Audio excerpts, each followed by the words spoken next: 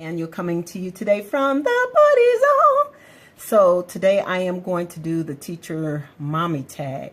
Now, this tag is being hosted or started by Melissa. She is at Teacher Inspiration Station here on YouTube. Go check her out. And Deonda Brown is also participating. She's a teacher mommy. I can't remember her channel name, but go check her out. Monet from TIC Life. She's a teacher mom. Go check her out. And Natalie Priester is a teacher mom. And these are the four awesome teachers who collaborated to begin the tag. And I thought I would join in on the tag too, since I am a teacher mom from a different perspective, but it's all good. All right, so here are the questions. How many children do you have and how old are they? Okay, I have 2 daughters and my daughters are adults. I ain't gonna tell you their ages because I don't think they would want me to. Let's see, second question. Were you a parent first or a teacher first? I was a parent first. My firstborn, my first child was born in my third year. And my second daughter was born on spring break of my final year. Okay, question 3. How has becoming a parent changed, influenced your role as a teacher? Or how has becoming a teacher changed or influenced your role as a parent? Well, I think, okay, so I became a teacher. I got my first teaching job 3 weeks after graduation. So my baby was 5 months old and my oldest daughter was 2 years old. And so I went into it as a parent but I mean, you know, ready to teach and ready to interact with middle schoolers, at that time, 6th grade. And so I think it just really taught me how to balance out, like, I wasn't really an expert in anything, or I didn't feel like an expert in anything, but I just kind of looked at what my team teachers were doing for organizing their classes and for lesson planning and management tips and that type of thing. And I just pretty much did what I saw them do to help me manage the class. And that worked because then when I got home, you know, I had to be a mom. And so it was very important for me at that time to not overload myself with a bunch of grading or things that needed to go home. And the thing I really like about this community here on YouTube, the teacher community, is there is no judgment. And if there is judgment, it is tempered. People keep it to themselves. But in the real world, of teachers, you can come across some judgment on the decisions that you make, and you can come across some backlash or criticisms, you know, over the decisions that you make. For instance, if you choose, and like I chose not to take a lot of things home to grade, it was because I needed time to rejuvenate, regenerate, spend time with my family, take care of my family. But I got criticized for that early on. So, but this community at least presents you different teachers who are handling things in different ways. And so that if you are getting some criticisms, at least you have a whole wealth of tools and examples here that you can go to if you're not getting it in your real world life. Okay. And being a teacher, I think, helps me to know how to individualize and provide my children their individual needs. I became very aware of their individual learning styles and just individual temperaments and everything when they were little. And so,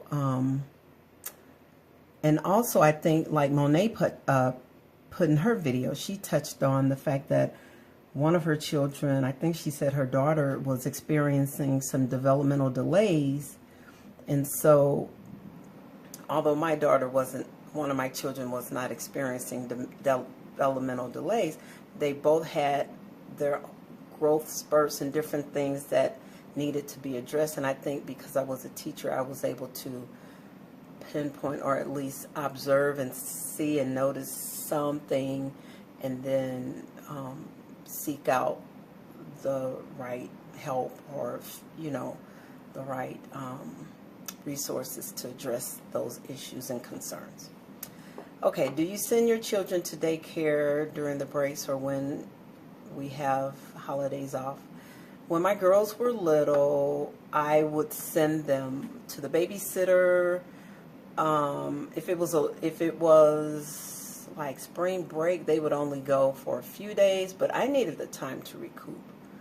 So yeah, they will go.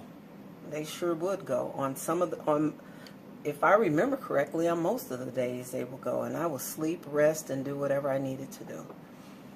Okay.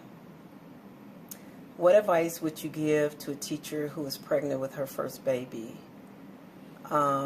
Get a lot of support around you, talk to your mentors or find mentors, or use the teachers here on YouTube as mentors who can show you how to organize your learning materials, your class management systems, and get all that stuff as organized and as it can be, I guess, a basic or general organizational, like your seating charts, but you don't have to have students' names on them, but you can have them numbered or something of how you want your stations to be. I didn't have stations in middle school all the time. I think for my first year I had a couple of stations, but find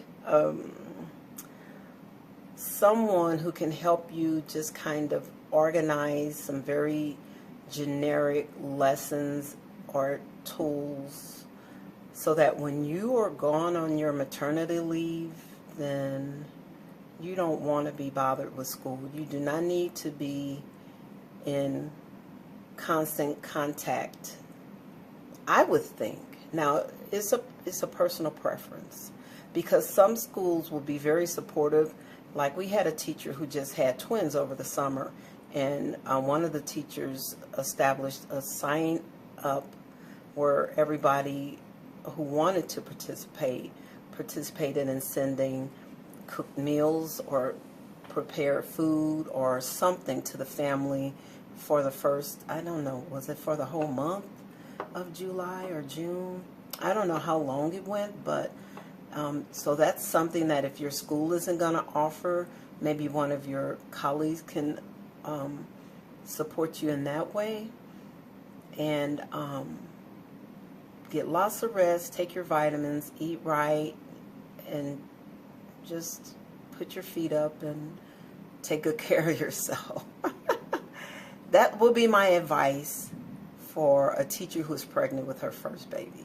Okay, the last question, what's most challenging, rewarding about being a teacher mom? When my girls were little, they went everywhere I went, so they were with me at school. For summer school, they went with me. Our school, they attended the same district where I taught, so we had our breaks together. We had a similar schedule. They just were with me everywhere I went, and then on the weekends, you know, we would split chores, and they would like maybe hang out with Dad and mow lawns or something like that. But the most challenging is finding time for yourself, finding money for yourself, like to just splurge on yourself. I'm just speaking from my experience. And the most rewarding is seeing your students learn and grow, and seeing your children learn and grow. And also something that Natalie Priester touched on that really sparked in me, like, wow, that is so true. She says something like innovation, like innovative, like being innovative just for the sake of being innovative and trying all these new and improved ways of teaching. It's really to showcase the teacher's knowledge and skill set, and not necessarily geared toward helping the students to improve. It could be, but in order to make it that, you really do need to look at the developmental needs of the learners at that age of development that you teach, and you really do have to look at the standards, the objectives, the skills, and if the kids are grasping the concepts, and go in deep with the individual students. So innovation can be good, but don't jump on every bandwagon. Okay? All right, y'all. So that's my contribution to the teacher tag. Thank you for viewing, and leave yours. And I am going to, in the description bar, link all of the videos of all the teachers who did their tags so far. Okay? All right. Be blessed. Bye.